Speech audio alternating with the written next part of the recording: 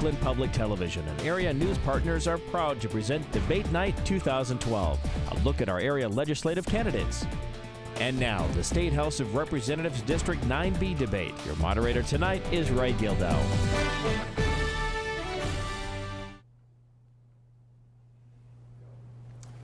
Good evening and welcome to Debate 2012. I'm Ray Gildow, and this is our second debate and our final debate of the evening. And the debate tonight is from Legislative District 9B. And if you watched our first debate, we're going to follow the same format that we did the first time at 7 o'clock. First of all, I'd like to introduce the candidates. To my immediate left, in the brown suit, is Ron Kresha, who is a Republican candidate. And to his left is Adrian Welle, who is a Democratic candidate. And I'd like to also introduce our distinguished panel here this evening. To my right is Dennis Wyman, who is the news director for Lakeland Public Television. And to his right is Tom West, who is a Morrison County record editor and general manager. That's located in Little Falls, I should say. And then to his right is Scott Hall, who is the news director for KAXE Radio in Grand Rapids. So I'd like to take just a moment and explain the rules that we're all going to be following. And we'll try to keep this in a timely fashion, unlike the presidential debates last night that weren't quite so timely. But basically the rules will be this. Each candidate will have 3 minutes to make an opening comment, and then the panel will ask questions after the opening comments. Some will be the questions from the panelists themselves. Other questions will be questions that they've received from the public at large. The candidates will rotate the order they are speaking, beginning with opening comments and finishing with closing comments. Each candidate will get 2 minutes to answer the question, and then each candidate will have a 1-minute rebuttal opportunity if they so choose to have one. Questions continue until we are about 50 minutes into the debate, when we'll move to have the closing comments. The closing comments will be 2 minutes each. So we're going to start out with the first question coming from Scott Hall, and I'm sorry, we have to start out with the opening comments, the same mistake I made last time. Sorry about that. We'll start out with opening comments, so each person will get the opening comment 3 minutes, and let's start out with Mr. Welle. Well, thank you, Ray. Thank you, Scott, Tom, Dennis, for holding this. Thank you to Lakeland TV. Thank you for all of you at home who tuned in tonight to watch. Also want to say hello to my family back home. I know Grandma and Grandpa have been counting down to this day for a few days now, getting excited. I'm a lifelong resident who grew up on a family farm in Lastrip, Minnesota. We had chickens, beef, cattle, the whole typical farm. Moved into Pierce and ran for city council. I'm in my fourth term on the Pierce City Council, or my fourth year in my first term on the Pierce City Council. I was the intern administrator for the city of Little Falls. I'm the city clerk treasurer in the city of Uppsala, and I have a bachelor's degree in public administration. A lot of you also will recognize me from managing Perkins in Little Falls, where I was the guest service manager for almost 2.5 years. And I'll tell you, if you ever want to know what people really think about politics, work in a restaurant. You hear everything, and you hear it the way it is, pretty much over coffee. I decided to run because I saw the effects of government on the local cities. Thank you. Mr. Kresha. Well, thank you very much, and thank you to Lakeland Public TV and to all those that are watching. This is a great opportunity, and it's an honor to be here, and I very much appreciate that. My background, I have been in the area for 16 years, going on 17 years. I moved to Little Falls when I started teaching at Pierce, and at Pierce I was a technology director and a curriculum specialist. I was with the Pierce School District for a number of years, leaving there in 2001. At that time I left to help co-found an online learning company, Atomic Learning, in Little Falls, which continues to this day and is doing very well.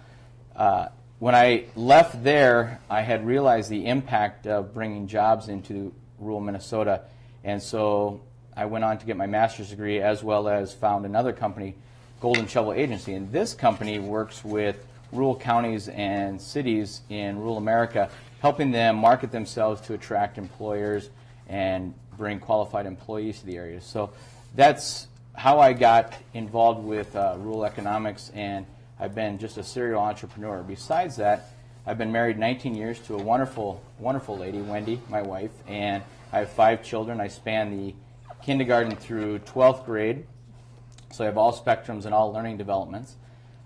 From that, I've been an active member in hunting, fishing. I've been a 3-year president of Let's Go Fishing. My spare time, in fact, today out in the wind, I'm a guide, a pheasant guide at Rice Creek, which is just a fantastic way, as well as Adrian mentioned, meeting people. And until you get out in the field with somebody and start to walk around and hear their concerns, you really don't know some of the things that are happening at the grassroots level. So that's been a tremendous, tremendous opportunity for me. Besides all of that, I've just been a very active community member. Of all the time that I've been in this area, I can honestly say that I have tried very hard to give back. I've tried to work through the churches that I've been involved with. I've sat on the parish council, through the school board, Mary Lord's where my kids go, I was on there.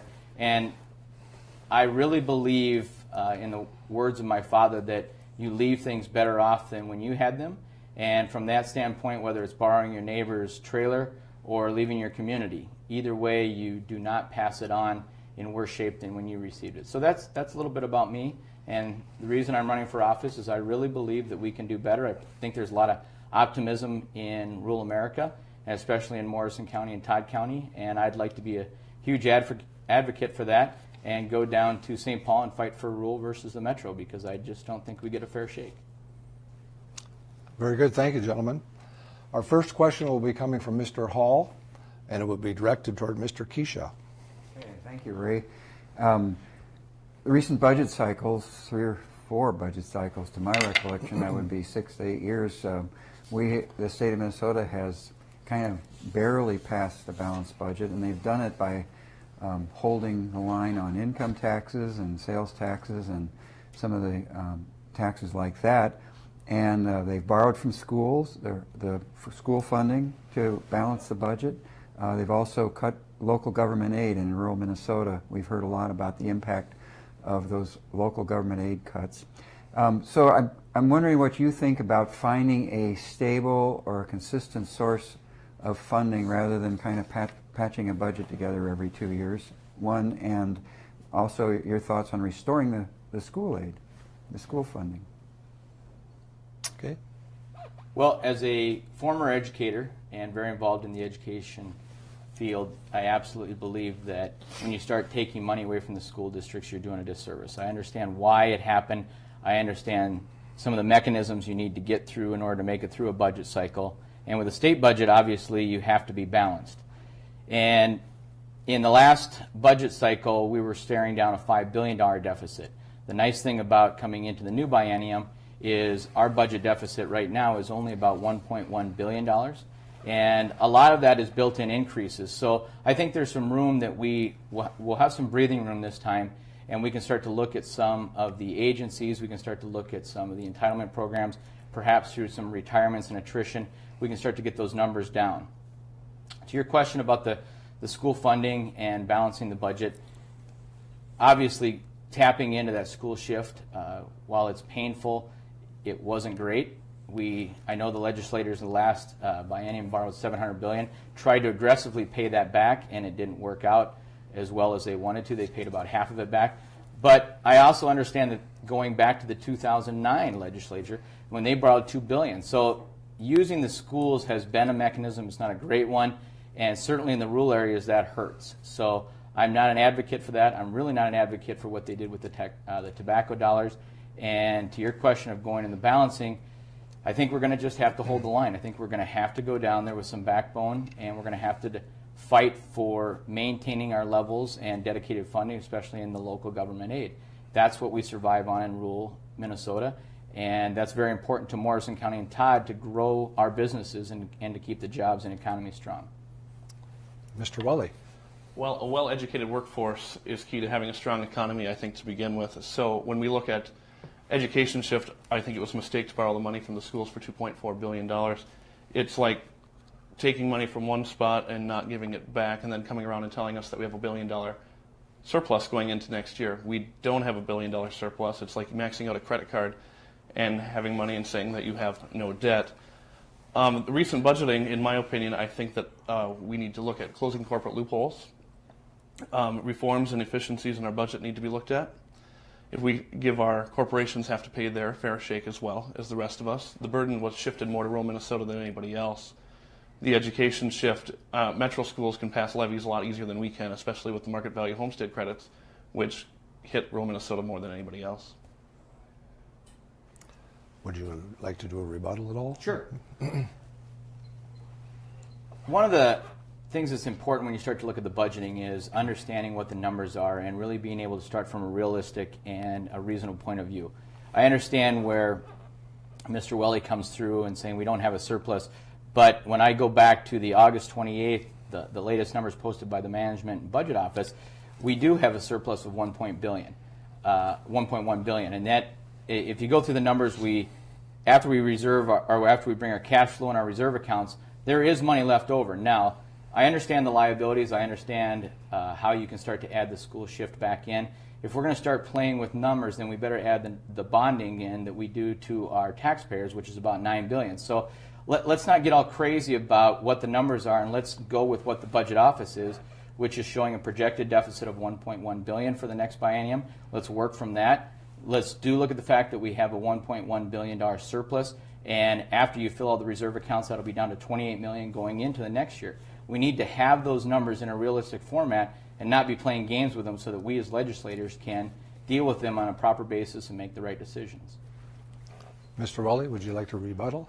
Well, again, I don't really think we can call it a surplus when there's money owed other places.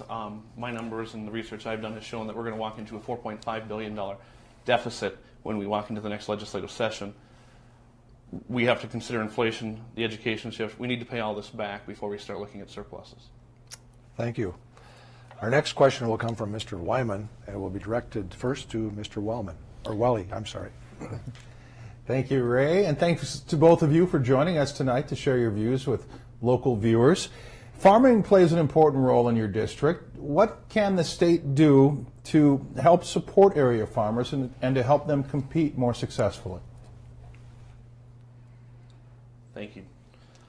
Farming is one of the backbones, in my opinion, of this entire district. And growing up on the family farm, I know it's the way of life for a lot of us small-town rural Minnesotans.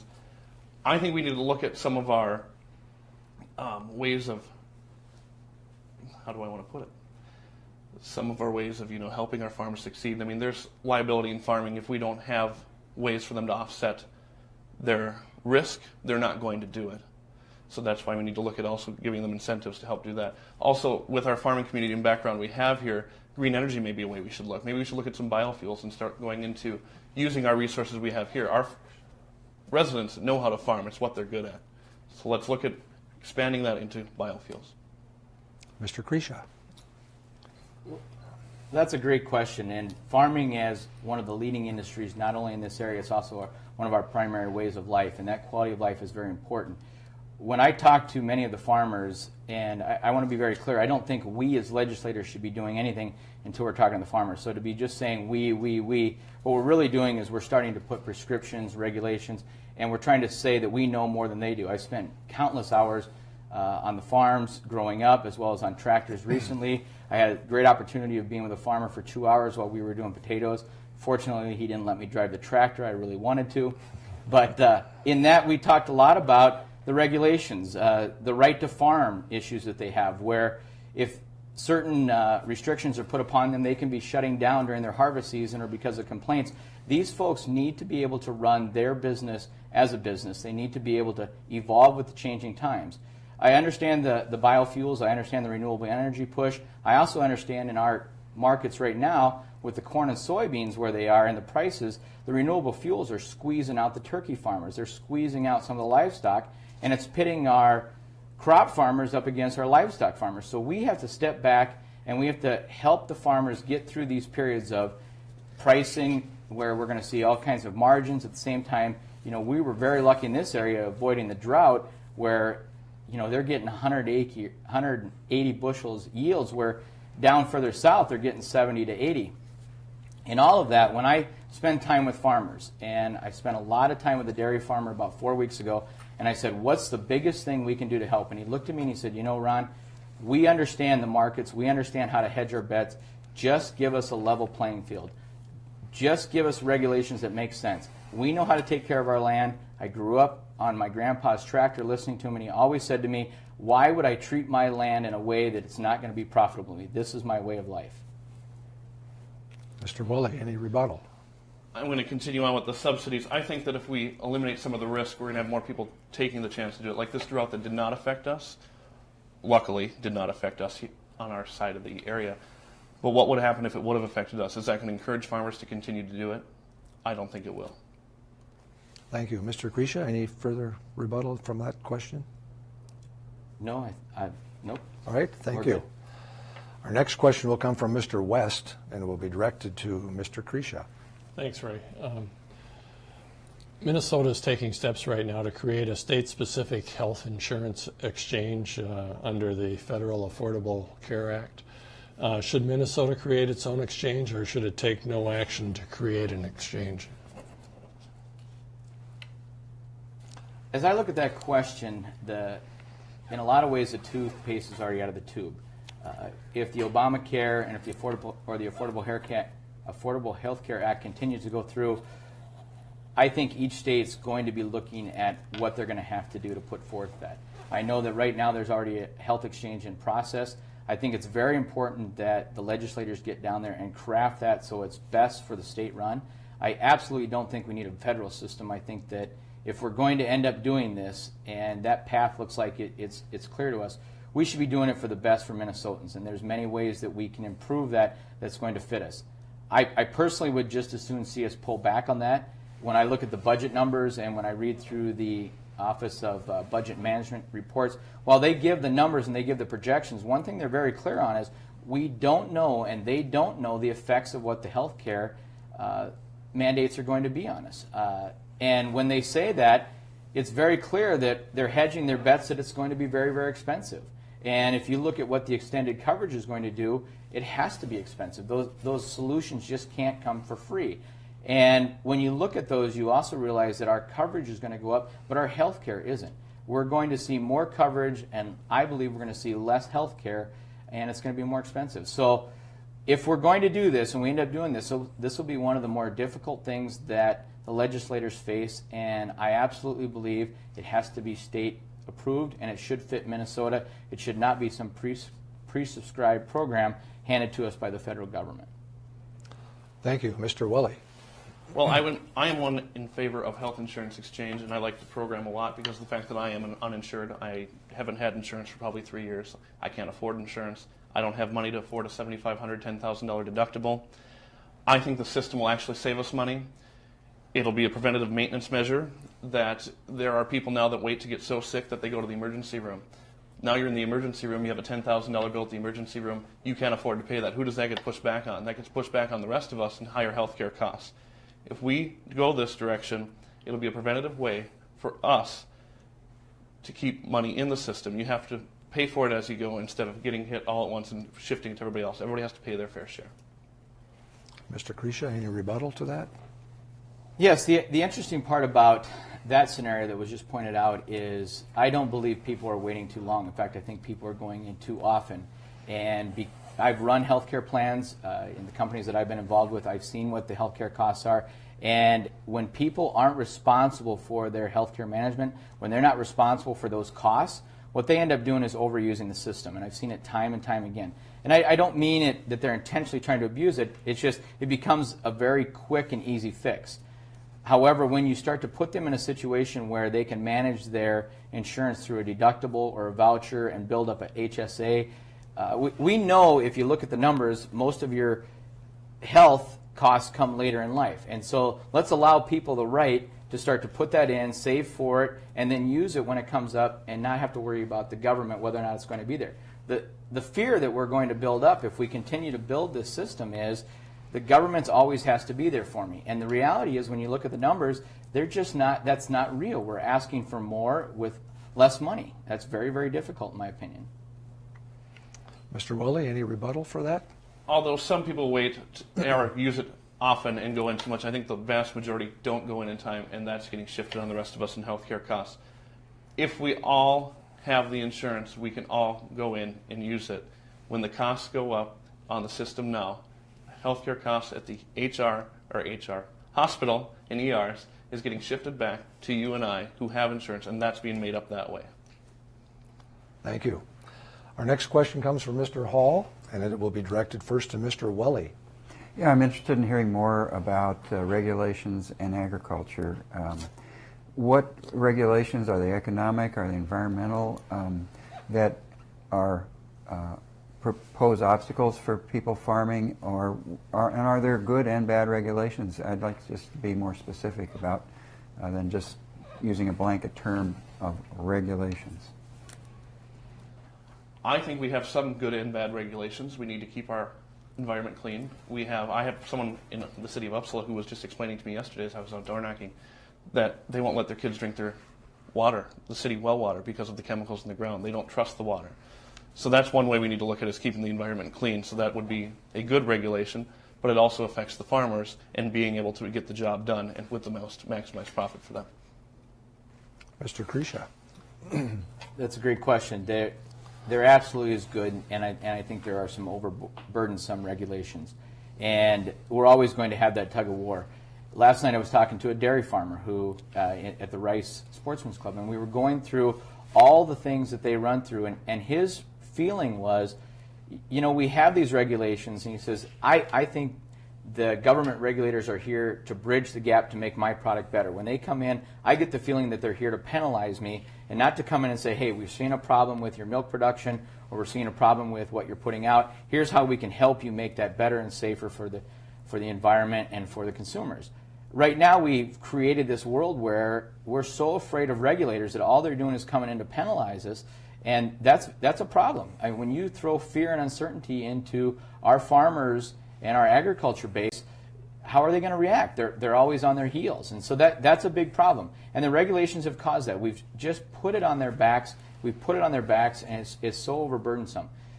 The other thing is, when you talk good and bad regulations, one of the things that I think is very important for us to do at Minnesota is there are federal regulations, and then Minnesota comes and adds on top of that. If the regulations are already good enough at the federal level, why are we piling on? Why do we go to our local agriculture base and say, you know what, this is what the regulation is, but you know what, we think you can be tighter and more constrained, and so let's just add more. And I just, in an open market, and when these farmers are asking for just a fair and competitive, because they're not just competing with Todd County anymore. Remember, they're competing with the world agriculture system. And in a world today where I've heard some analogies that every other corn row is going into fuel rather than going onto the table, we're regulating ourselves to the point where these farmers, it's very, very hard. And you talk about risk. One of the biggest risks you can put into a farmer is the risk of what the government's going to do to you next year. What regulations are they going to throw on you? Mr. Welle, a rebuttal on that? On the regulation side of things, I do think we need to keep our products safe for the consumer that is out buying it. Maybe we need to engage the dialogue and get farmers involved in discussing the regulations that are concerns to them. Any final comments there, Mr. Kresha? Or? Yeah, the only final comment I would have is I think that, as Mr. Welle said, with the dialogue, and we're not doing a good enough job of working closer with our agriculture base, our livestock producers and so forth, to really find out what it is that can make your product better without being burdensome. I think we can do much better there, and government could play a positive role there. Thank you. Our next question will come from Mr. Weeman, and it will be directed towards Mr. Kresha. Okay, well, let's talk about the current property tax system. Do you feel it's fair? If so, explain why. If not, what changes would you support? Our property tax system in Minnesota is one of the most complicated in the country. And the biggest problem I have with it, as I have with many of the things that happen in government, is we're always tweaking it. We're always just trying to find that little fix to fix something else, and therefore our scales never get balanced. Our formula is so complicated. I mean, if you went through all the classifications, you throw in all of the different types of valuations and then the assessment, you find out it's very hard to back through what you're actually paying for. The market value at home credit that went away was very painful. It's painful to the residents that I'll be representing, and I understand that. It brought a tremendous amount of transparency, and I think it's brought some accountability down to the county level for them to look at their budgets. But the fact of the matter is, if we're really going to solve our property tax problem, we're going to have to look at the formula, we're going to have to look at some of the classifications, and we're going to have to solve it at a systemic level and not just doing more government programs. I have yet to see where if we just add another layer of government and we just tweak it, that's fair for everybody. It's not. And I understand the pain that the market value homestead credit. I also understand that by changing that burden and taking it away, we've put a tremendous amount of burden upon our business owners. Those that have commercial space, they're hurting. And I know our residential property values have come down, our ag values are shooting up, and we're hearing it from all ends. So what we're going to have to do is go back to those formulas. We're going to have to make them less cumbersome, less complicated. Wouldn't it be nice if you could look at a simple formula like my third grader does when she looks at her math and says, Dad, how do we get to an answer? That's what I think we could start to do with our property tax and our formula. Thank you, Mr. Kresha. Mr. Welle. Thank you. The legislators' vote to eliminate the market value homestead credit was the wrong priority for all of us in rural Minnesota. It raised property taxes on greater Minnesota homeowners, seniors, and small business owners. It's time that we stop sticking it to greater Minnesota. I'm going to fight for restoring that homestead credit as it affected 95% of us. Balancing two city budgets in the city of Uppsala and in the city of Pierce, we got blamed. It was the city's council was told that it was their fault the property taxes went up. My values went down. Why did my taxes go up? We didn't raise the levies. It was the market value homestead credit that directly did that. I also got the wonderful Minnesota Cities booklet that discusses city finances just yesterday and about the effects of the market value homestead credit.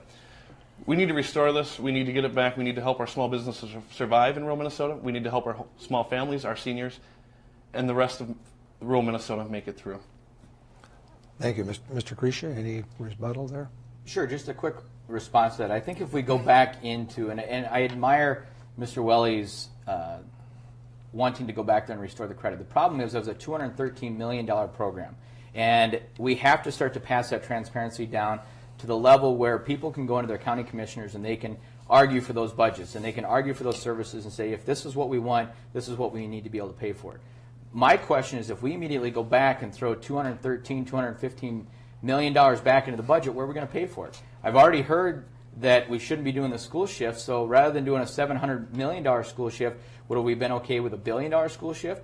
The money has to come from somewhere, and we're going to have to get the taxes and the responsibility of those services into the hands and those closest who are paying it, so they have the best voice. So you can go to your county commissioner, as Mr. Welle said, go into your city and say, hey, why are our taxes going up? And explain them. The taxes went up because the credit backed away. The state wasn't even funding it enough, and the counties were having to come up with that shortfall. So pushing this down to the taxpayers where they have more control, I think, is the right way to attack the tax problem.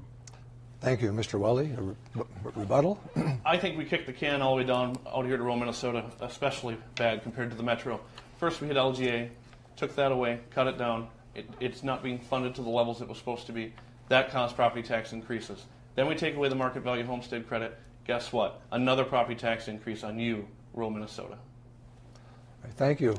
The next question will come from Mr. West, and it will be directed towards Mr. Welle. As you know, on the ballot this fall are two proposed constitutional amendments, one requiring photo ID in order to vote, and the other which would define marriage as only being between a man and a woman. I'm curious about two things. Do you support the amendments, and if you had been in the legislature last year, would you have put them on the ballot? First, we're going to start with the marriage amendment. I think it showed misplaced priorities of our legislator with budget shortfalls, with taking the money and shifting it around. I think it was totally the wrong way to go, as this is already a state law. On the topic of the voter ID amendment, working in local government, this is going to put an unfunded mandate onto us if we pass it. We have voting going on overseas for our military. We have absentee voting. We have mail-in precincts. We have the elderly. We don't know how this is going to work.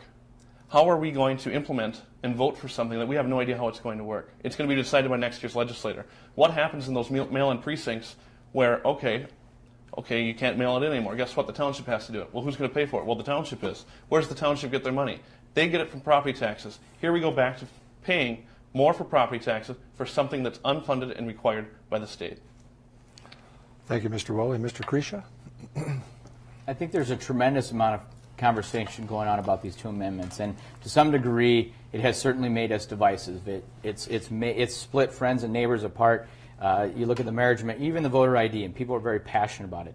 To answer your questions, Mr. West, on the amendments, if I was in the legislature, I'm not sure if I would have voted to push them forward or not. I think I would have. I know on the marriage amendment I would have pushed it and voted for it to appear as a ballot. And the main reason for that was you had two sides that are right now in a headlock. They're trying to figure out exactly how we handle this. And unfortunately, on one side, on both those sides, I think we've taken away the dignity and respect of people on both those sides.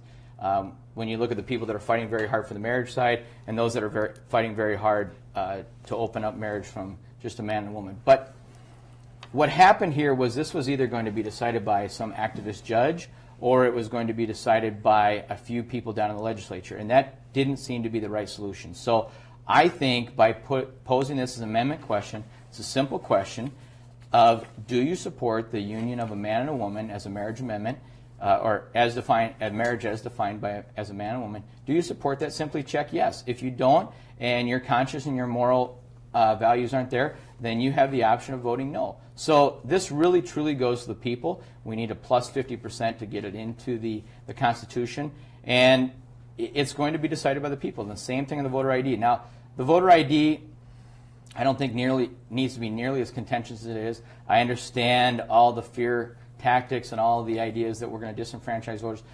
We're not going to disenfranchise voters. This is already enacted in 33 states. Nobody's out there pushing voters away. The military is already governed by federal law. So I think what's going to be challenging about this is if it's passed and the question comes, yes, you should use a photo ID, then it's going to be passed back to the legislature and the governor to get back and work this out and make sure that it's the right thing to do and that the techniques work. Thank you. Mr. Welle. I'm going to disagree on that it's not going to disenfranchise voters because we don't know. There is no definition of what this is going to do. There is no plan. Should we require a state-issued ID to vote? That's the question. So what is it going to do to the absentees? What is it going to do to the people overseas? What's it going to do to our senior citizens? And back to the marriage amendment, it's already a state law. What's going to happen if this amendment fails? Are we going to sponsor legislation now to make it legal and then go through the ballot process again? Mr. Kresha, any rebuttal? You're right, we don't know, and that's why you're going to choose one of us to go down there and have that conversation. All right, thank you. Our next question is coming from Mr. Hall, and it would be directed first to Mr. Kresha. Thanks, Ray. I want to talk more about this ag issue over using corn probably specifically for fuel or feed or food products. And I just wonder, what do you think the role of state policy is in, what's a good direction for us to do this? I really don't know. And does the state have a role in this? The state, I know we already have billions of dollars invested in turning corn into fuel.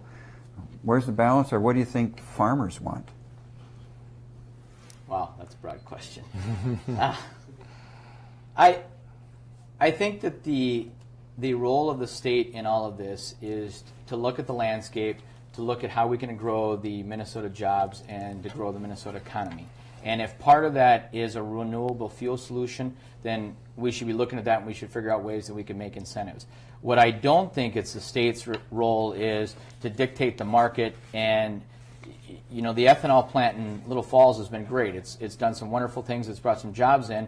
On the flip side of that, they had to shut down for a while because of the high corn prices.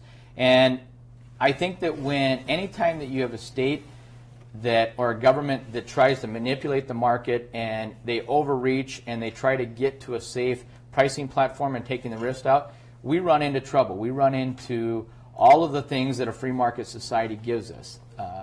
I understand, I've heard the comment, well, the gentle hand of government can help capitalism. I don't believe that, because the gentle hand of government really comes from people who are trying to overreach or have different motivations, and when they take the competitive nature of farming away from those farmers, when they take that out of their hands and those that know their market the best, I think they really create a disadvantage, and I think you create an unfair situation and you start picking winners and losers. And more often than not, I think the government's going to end up picking the losers because they just simply don't understand, or they don't have the tools in place to understand the marketplace. The farmers know it the best. Those that are working it every day, they know how to get their product to the market. They know how to be profitable. The reason they know how to be profitable and they want to be profitable is because they have Christmases, they have graduations, they have weddings, they have all of these things that they need to take care of. The government, they're just based on bureaucracy. Thank you. Mr. Welle? I'm going to agree that's quite a broad question as well. I think the first part to answer is, what do the farmers want? I think they want to be treated fairly and paid fairly for what they're doing. But I do have the fear as well, going into what the corn price is now, that this is going to balloon and people are going to think, well, this is going to always be around. We're going to start plowing up land, making it into cropland, and we're going to have an overabundance and the price is going to crash. And I think the farmers understand that they need to watch it and be careful. Now, with the ag for fuel and feed, there's a wonderful new system on biofuels using those nasty weeds that the farmers deal with in their fields. Why don't we start looking at using those to make our biofuels with? Because there's ways to do it. The big seed companies don't have trademarks on that yet. They don't have patents controlling that yet. That'll make the seed cheaper and be able to use that as a biofuel. Mr. Kresha? I guess the one thing that I would offer to that response is those are great ideas. Those are great ideas that an innovator and an entrepreneur should take. It's not the government's role to start coming to the farmers and saying, hey, why don't you try this or why don't you try that? I mean, one of the things that I really think is quite humorous is anytime government comes into a business and says, hey, have you thought of this? Here's a way to be profitable. Because they're just not good at that. Mr. Welle's got great ideas. I think you should take that. I think you should run with it as a small business owner. I think you should go out there. Then I'll go down there and be the legislator. I won't regulate you, and we'll do really well in Morrison County and Todd County. Mr. Welle? Well, I guess the farmers are the entrepreneurs, so that we kind of have to agree on that one, I guess. All right, thank you. The next question will be coming from Mr. Wyman, and it will be directed towards Mr. Welle. Okay, short but sweet. If elected, what would be your number one priority? Number one priority is going to be to restore the market value homestead credit. Also, there is a pledge I did take with the MCCL that I am extremely pro-life. Growing up, I wouldn't be here today if it wasn't for the pro-lifers. I'm an adopted individual, and I thank my family every day for everything they've done. So pro-life legislation is very important to me as well. But the biggest priority would be restoring this market value and taking the burden off of Minnesota. Thank you. Mr. Kresha? My number one priority is going to go down there with a backbone and fight for my area in Morrison County and Todd County and try to continue the growth path and try to get some rural jobs here. I absolutely understand what Mr. Welle is saying about the homestead market credit, but to go down there and fight for just another government program, I think is, in my opinion, a waste of time when we could be driving more jobs. I would if I would look back at my tenure, if I was fortunate enough to get in the House, and I could say, you know, I just brought 30 jobs in, or I helped bring 100 jobs in, and that increased the base of people that could pay property taxes, and that brought property taxes down, I would feel very good about what I did. So my first responsibility is going to go down there and fight very hard to get programs in place to help us grow and to help attract employers and employees. There's some great training programs. We have a wonderful base of employees here that and labor force that doesn't want to drive all around the area to find jobs. They want to stay where they are, and they could be home-based workers. One of the things that we don't tap into very well is our home-based workers. And I know there's a number of programs out there with the Angel Investment Credit and so forth that could really encourage small business growth, could really encourage some great retail shops, some nice niche marketing. I certainly understand the comments of Mr. Welle with the pro-life. I am also very pro-life and supported by our local MCCL chapter as well. And that's very near and dear to who I am. And I'll support any legislation that comes up that goes along those lines. But one of the things that I have found, and whether it's the issue of pro-life or any of the social issues, when you start to give people jobs and when you start to hand them employment opportunities and give them self-worth and you give them the opportunities to be a producer in society, suddenly a lot of the social issues that they're dealing with go away. Because if I'm valued as a human being, if I have dignity and respect and I'm giving back to the economy, and I feel like I'm making a difference in the community, those things that I'm dealing with at the poverty levels, they go away because I have that dignity and respect. So I'm about jobs. I really want to grow rural Minnesota. Mr. Welle? I'm going to somewhat echo on that a little bit and talk about the rural Minnesota versus the metro. I agree that we need to fight for rural Minnesota. That's what we're here to do. There isn't enough representation in rural Minnesota. We're outnumbered. The first step to bringing jobs is to attract small business. And how do we do that when our property taxes are so high? That's my fear when I talk about the property tax, reinstating the credit, to grow rural Minnesota and move it forward. Thank you. The next question will be coming from Mr. West, and it will be directed towards Mr. Kresha. Many of your potential constituents are concerned about the level of partisanship in politics today, and they're looking for somebody that they think can reach across the aisle and maybe get something done that hasn't been done in the past. And so my question is, what idea have you heard from the other party that you like the most? And so in your case, Mr. Kresha, what's the best idea the Democrats have? And Mr. Welle, what's the best idea the Republicans have? That's a great question. You know, the interesting thing that I find out, and when I've been down to Minnesota a couple times, I've met many of the caucus members, and I actually had spent the day down in the Capitol when we were going through the bonding bill at the end of the session, and they were going through the stadium bill.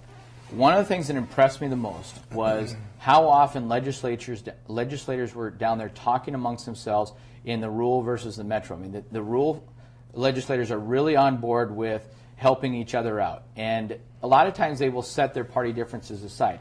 Unfortunately, and Mr. West, I know you're in the media, I know that the media amplifies that. They want to push the partisan side because it makes good news, but the reality is veterans issues. I can look across the board at the other side and Camp Ripley issues.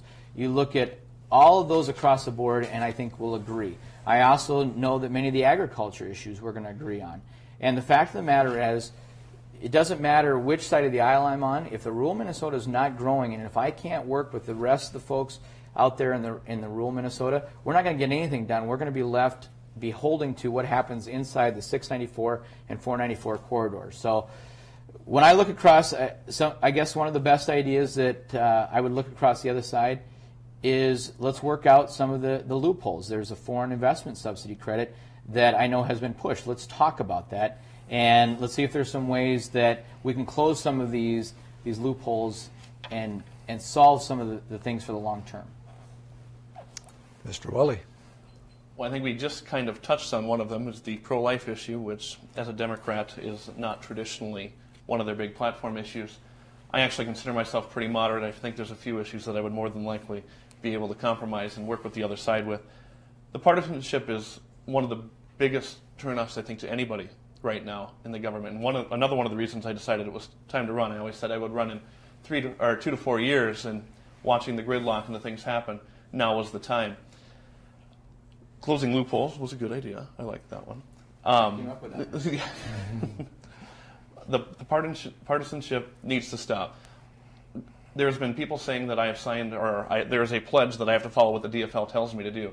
The only pledge I have is to represent the 40,000 people in this district. I have no pledge to stick to what my party tells me, and I am one that's willing to actually break the party line. Mr. Kresha? Yes, just quickly, one of the things that I'll echo, we both hear it on both sides. Oh, you signed this pledge. Oh, you're going to go down there, you're going to be rank and file. That's just not the case. When I was introduced to the caucus and brought down there, we were told, hey, you're your own person. You listen to your constituents and you fight for them. And last night, both Mr. Welle and I were at the Rice Sportsman's Club, and one of the questions came up, what are you going to do in the face of all these lobbyists? What are you going to do in the face of all this pressure and all this money? My answer is this. My number one lobbyist group is the 39,000 people that I represent. That's who my lobbyists are. I will always take the phone call from someone that calls me and says, hey, this is a concern I have.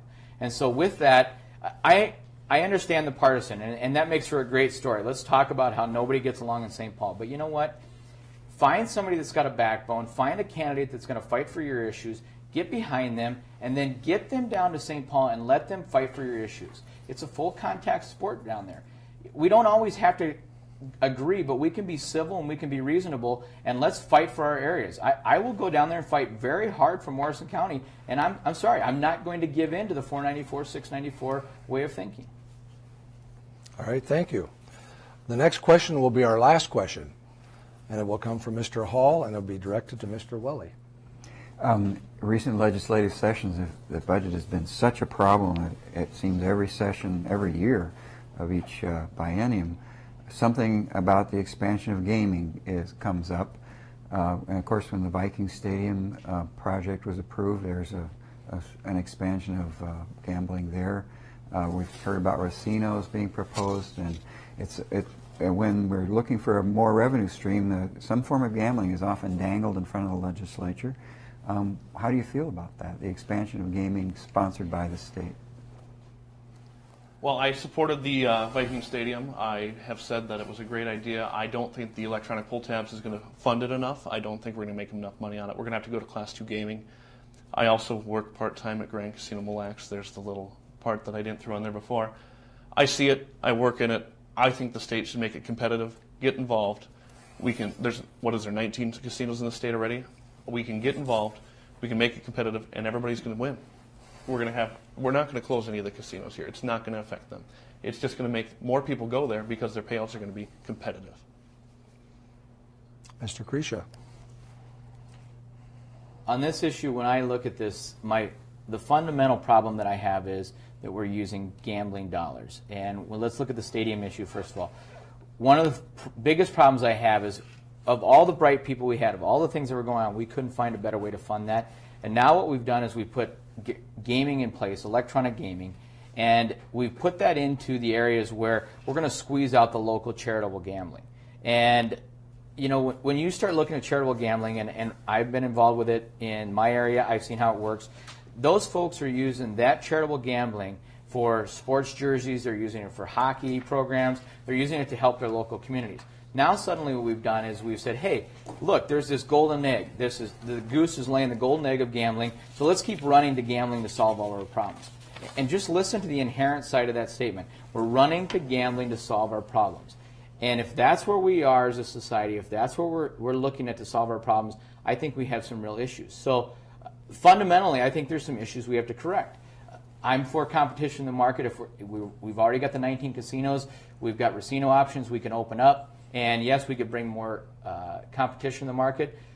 But I got to tell you, as someone who has to pass this generation on to 5 kids, I'm not comfortable saying to them, hey, I'm really glad that we secured your future by putting more iPads in front of you so that you could play pool tabs. And I think we're going to have to step back and look at that with a hard question and say, is that really what we've become as a society, and are we comfortable with that? I think that's going to be a huge, huge issue for us to deal with. Thank you. Mr. Welle. Charitable gambling is actually the discussion I had with my roommate one night. We were talking about how I don't think it's going to be, or the iPads, I don't think it's going to work, because if you are a bar owner and you are getting a percentage from charitable gambling and you're getting a percentage from the state iPads, but the charitable gambling percentage is higher, which one are you going to push? It's going to be the charitable gambling. So I was really nervous that the charitable gambling was going to get affected. So that one I will agree with is my fear of the electronic pull tabs and what it'll do to charitable gambling. But when it comes to slot machines, I think it makes it more competitive and spreads the wealth around. Thank you. Mr. Kresha? Just real quickly, one of the what I would have in response to that, I was down in Gray Eagle last week, and we stopped in for a burger and some fries, and they had the iPad. They were just one of the few sites that were doing the electronic pull tabs. So we said, let's take a look at this and see what it's like. And I asked the bar owner, I said, what do you think? He said, this is great. He said, it's so easy for me to manage. I can cut back on staff of watching this. It's more accountable, so I think it's going to take off. Here's the problem. It could take off. I mean, we're in a generation where we love the gadgets. I'm from technology. I watch the kids. It's so easy to get in there and just start playing the game and get caught up with a group. Now, here's the other problem with it. Mr. Welle is arguing against the property tax and how high that's become. The same folks that this is hurting, the same folks that are looking at their property tax statement saying, I can't afford this, they're the ones that you can bet your bottom dollar that we're targeting with our charitable gambling. Not all the cases, but I just don't think it's a responsible thing to do, and I think there's a better way that we can handle this, and I'm hoping that we as legislators can get together and put some values behind what we're saying and do this in a way that we're not attacking the moral fiber of who we are. Mr. Welle. I think the key to remember is the problem is here. If it's a problem that we're taxing the people that can't afford it, the gaming is going to affect the people that can't afford it, it's here. They're going to do it if they want to do it. They'll find a way to do it. Thank you. That brings to conclusion the formal question answering portion of our evening, and we now go to the final comments. And each candidate has 3 minutes, and we'll start with candidate Kresha. Well, thank you very much, and thank you to everyone that's watching this. One of the things that I hope you would take away from what I have is that I'm not afraid to have the tough conversations. I'm not an ideologue. I'm not rooted in, hey, we have to do this, we have to do this. Let's throw all the possibilities on the table. I've been in business for a long time. I've had many negotiations. And I know the only way that you really get things done is when you roll your sleeves up, you get down there, you gnash your teeth a little bit, and you start having all the possibility conversations, but you come out what's best for the people that you represent. When I go, and if I am honored to this position, what I will do is fight for the 39,000 people that have put me in place. And I realize 50% of them I just need, but I'm there to represent them. So if you get me, I'm a little bit outspoken, I'm a scrappy guy, I'm a fighter, and I'm going to go out there and I'm going to do the best I can. The other side of me that you're going to find is I'm an incredibly good listener. I have spent many, many hours at kitchen tables. I've listened to many, many stories of the things that are happening. One of my best stories and one of the best experiences I've had as I've been out meeting people and door knocking was I was in Long Prairie, and I came to the door and I knocked on the door, and the woman came to the door, and I started to tell her who I was, and I had my literature, and I'm all geared up, right? You know, I'm on the campaign trail. And she said, oh, come on in. And I could tell that she was a elderly resident, and I'm all excited. Hey, I'm invited in, right? This is like the perfect solution. You get in, you get to talk to them, and I'm going to get this vote. And she says, come on in. And so I come in a little further, and she says, come on to the kitchen. So I started walking there. I had my literature, and I started in, you know, my name is Ron Kresha. And she says, no, come back here. I want to show you something. So I come back there, and she said, my kitchen door is stuck. I can't get it open. Could you please just help me? And I realized at that point, you know what? She didn't need to hear the government spiel. She didn't need to hear who I was. She just needed a little bit of help. And I was fortunate enough to be there just to help her unstuck her kitchen door. It's that kind of compassion, it's that kind of listening that we don't have anymore in legislatures. I believe many of our legislators get down there, they think they've won the lottery, and they forget about the people at home. I will never forget about Clarice and the woman that had the stuck kitchen door. And I will remember that her issues, you know, she just wanted to go in and out her back door. And as we talked later, she reminded me, I don't need a lot of stuff. I just need to be able to get to my car. So that's the type of legislator that I'm going to be. If I'm honored to go down there, you can call me anytime. You can visit. You're going to know where I stand. I'm not going to beat around the bush. I have 5 kids, and they're incredibly smart. I have a wonderful wife, and they question me every day. Did you really mean what you said? And so I know that when I go home, I have to be true, and I have to be honest, because if I'm not, I'm going to get called on the carpet. And when you look in my daughter's eyes and you get called on the carpet, you know you're in big trouble. All right, thank you. Mr. Welle. Well, first, thank you, Scott, Tom, Dennis, Ray. It's been fun. Thank you, everybody at home that has been watching and take time out of their night to watch and listen to us talk about the issues. Growing up in this district and living here my whole life, I think I understand how rural Minnesota works, how this district works. I have roots throughout the district, from living in Lastrop, council in Pierce, working in Little Falls, interning in Little Falls, city clerk in Upsala, family throughout. I hear a lot of what the issues are. If you've met me door knocking, I've been pretty big thing I like to do is I like to not come in and ramble through all the things that I think we need to do this, and this. I like to start the conversation with what is important to you. What is it that you want in a legislator? What do you want us to fight for? And I think that's the important thing to remember. Every time someone's called me, I've called them back. I encourage you to call me. I like questions. Let's open the dialogue and let me know what's important to you. Thank you. That concludes our debate this evening. It doesn't conclude our debates totally because we'll be back again tomorrow night at 7 o'clock. But on behalf of Lakeland Public Television, I'd like to thank our candidates for a great job, for following our guidelines and staying within the rules of the time and having a very civil discussion. I'd also like to thank our panelists for some very good questions and taking time out of their busy evening to be here this evening. We appreciate that very much. And remember, if you have someone who would like to see this that didn't get to see it tonight, within 24 hours, this will be posted on our website under lptv.org, and you can see this at any time you want to watch it. So that's it for this evening. Again, tune in to us tomorrow at 7 p.m. We have 3 more debates. They're pretty important to the voters of our districts. Thank you very much.